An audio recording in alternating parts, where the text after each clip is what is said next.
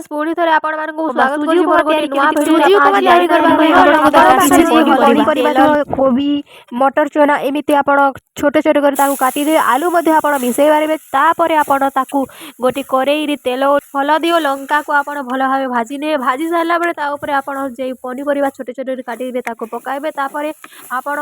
ताकू भाजीबे जे पर्यंत ता लाल होई न जाईची तापर आपण सेथिरे लूण मध्ये किछि देबे ता फल रे स्वादटा ठीक रहिबो। तो फ्रेंड्स आमर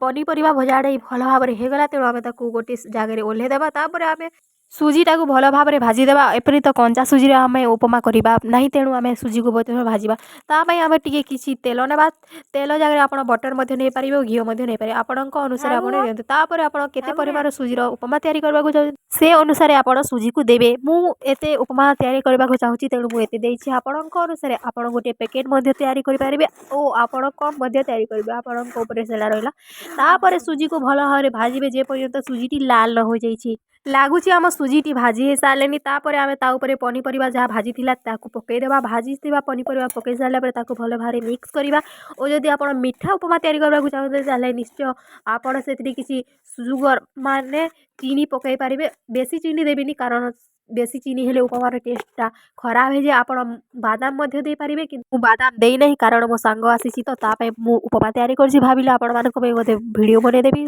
तो मो सांग भल लगुन पकईनी आप निश्चय पकई पारे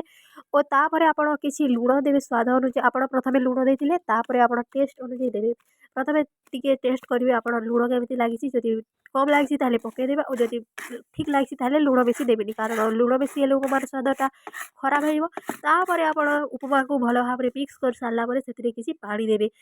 बेसी पानी देवेनि ता हिसाब से आप माप अनुजाई पानी देवे तापर पानी दे सारा भल भाव में मिक्स करदे तापर फ्रेंड्स देखो तो आम उपमाटी रेडी है आप वीडियो भल लगे वीडियो को लाइक करेंगे शेयर करेंगे चैनल को सब्सक्राइब करने को जमारे भूलें आप क्यों रेसिपी विषय में जानवा चाहते निश्चय कमेंट कर